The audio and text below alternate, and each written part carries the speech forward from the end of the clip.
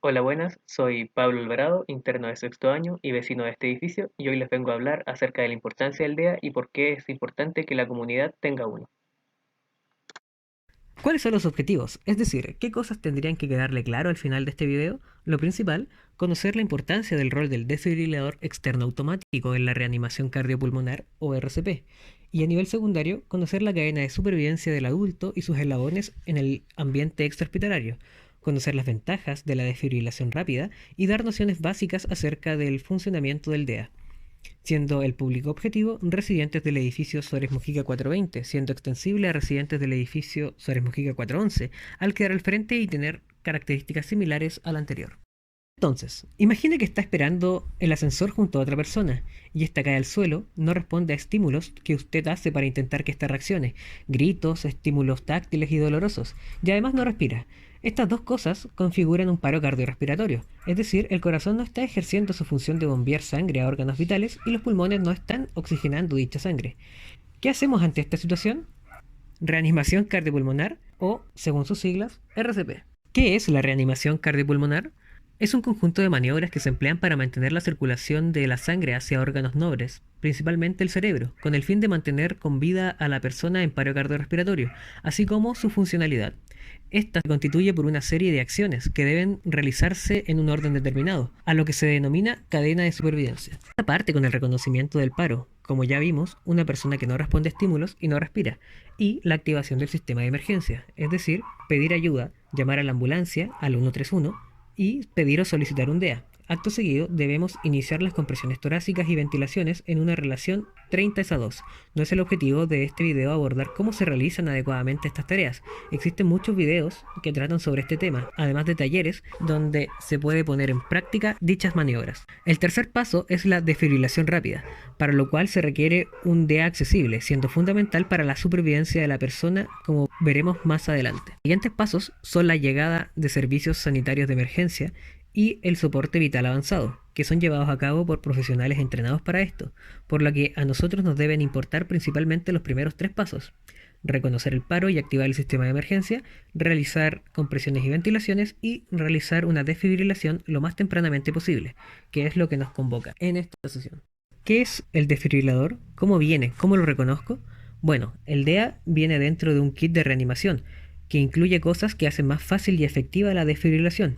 En el kit encontramos tijeras de trauma para cortar la ropa que pueda dificultar el acceso al pecho, una rasuradora por si la persona tiene demasiado vello en zonas donde se colocan los parches, que puedan interferir con el contacto de estos con la piel. Si les toca rasurar, no debe ser un rasurado perfecto, solo debe eliminar el exceso de vello. Además de guantes y toalla para secar lo más posible el pecho de la persona, pues la superficie de contacto de los parches debe estar seca o lo más seca posible. Ya entrando al DEA, se los presento. Existen muchas presentaciones diferentes, pero fundamentalmente se componen de las mismas partes: un botón de encendido para prender y apagar, una conexión para unir los cables de los mismos parches, una pantalla donde se pueden ver las acciones que está realizando el DEA y donde se puede leer las acciones que el DEA quiere que usted realice, junto a un altavoz que cumple las mismas funciones, y un botón de descarga, el cual gatilla la desfibrilación.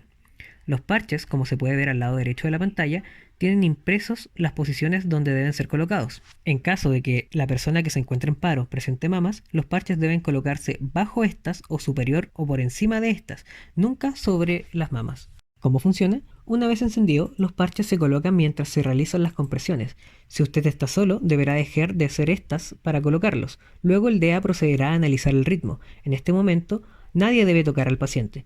Luego puede continuar con las compresiones. El DEA le va a avisar si el ritmo del corazón de la persona que está en paro cardiorrespiratorio es compatible con una desfibrilación. En caso de que efectivamente el paciente necesite una desfibrilación, debe asegurarse que nadie esté tocando al paciente antes de presionar el botón de descarga, e inmediatamente luego de la descarga se deben continuar las compresiones torácicas. En caso de que el ritmo sea no desfibrilable, se deben continuar las compresiones torácicas por todo el ciclo, es decir, 2 minutos, hasta que el DEA vuelva a analizar el ritmo, pudiendo este ser desfibrilable o no desfibrilable, y así sucesivamente, hasta que la persona salga del paro o llegue el personal sanitario. Ahora que tenemos un marco teórico básico acerca de la reanimación cardiopulmonar, quiero presentarles este esquema que extraje de una de las clases de urgencia que tuve el año pasado. Esta muestra la supervivencia en relación a los eventos de la reanimación y cuándo se llevan a cabo. Entonces, en la parte superior vemos que la supervivencia solo con desfibrilación, sin realizar compresiones torácicas, es bajísima, cercana al 1%. En el caso de compresiones y desfibrilación, la supervivencia sube a 2 a 8%. Si la desfibrilación se hace más precozmente, la sobrevida aumenta al doble. Si se hace aún más precozmente y los servicios de salud llegan precozmente, la sobrevida aumenta hasta 3 veces. Ahora, fíjense en el tiempo en el que se realiza la desfibrilación. En el peor de los casos planteados en el esquema, es de 10 minutos desde el comienzo del paro. Y como ya dijimos, la sobrevida aumenta directamente si la desfibrilación se produce más precozmente. Teniendo esto en mente, ¿saben dónde está el DEA más cercano al edificio?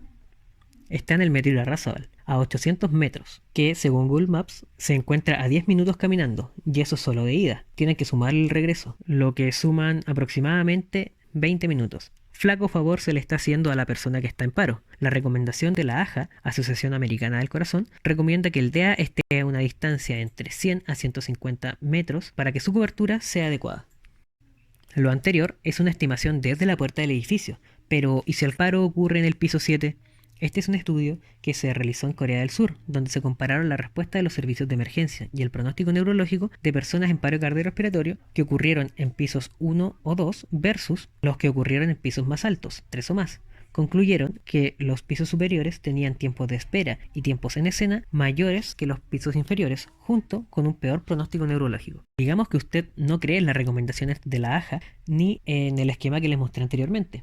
Este es un estudio que comparó la probabilidad de recibir una desfibrilación en relación a la distancia del DEA, tanto en lugares públicos como residenciales. Podemos ver que la probabilidad de recibir una desfibrilación es casi el triple si el DEA se encuentra a menos de 100 metros versus si se encuentra a más de 200 metros.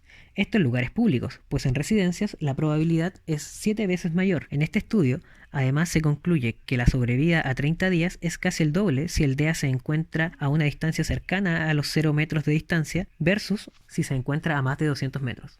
Bien, digamos que usted dice que con saber compresiones y ventilaciones basta hasta que lleguen los servicios de salud, pues ellos tienen mejores equipos que los que pudiera llegar a adquirir la comunidad. Pues bien, este estudio comparó los resultados de paros cardiorrespiratorios desfibrilables y encontraron que las desfibrilaciones realizadas por transeúntes tenían casi un 50% más de probabilidades de sobrevivir hasta el alta y con mejores resultados funcionales que las desfibrilaciones realizadas por el personal de salud, incrementándose esta brecha a medida que aumentaba el tiempo de respuesta del personal sanitario. En el mismo sentido, les muestro esta revisión sistemática de la literatura, que incluyó 41 estudios encontrados en reconocidos sitios de divulgación científica. Las revisiones sistemáticas tienen un alto grado de certeza, y esta concluyó que la sobrevida al alta hospitalaria de ritmos desfibrilables es aproximadamente de un 40%. Si esta cifra la desglosamos, podemos ver que las desfibrilaciones realizadas por transeúntes o personas no entrenadas es casi el doble que las realizadas por personal de salud. Ahora bien, para ir cerrando, me gustaría hacer hincapié en que no basta con tener el desfibrilador, sino que también hay que saber usarlo y saber realizar los pasos anteriores de la cadena de supervivencia. En este sentido, les muestro este estudio que señala que basta con un entrenamiento de 45 minutos para lograr hacer un RCP de alta calidad. Aunque esto no aumenta la cantidad de personas que realizan RCP, es importante que las que sí realicen estas maniobras lo hagan de la mejor manera posible. Entonces, luego de lo expuesto, podemos concluir que el DEA es parte fundamental de la reanimación cardiopulmonar, pues la desfibrilación precoz aumenta la sobrevida y el pronóstico neurológico, y con ello, la funcionalidad de la persona en paro. A su vez, mientras más cerca esté el DEA, es más probable recibir una desfibrilación, y en el mismo sentido, 800 metros es una distancia demasiado grande para el DEA más cercano a este edificio. Muchas gracias.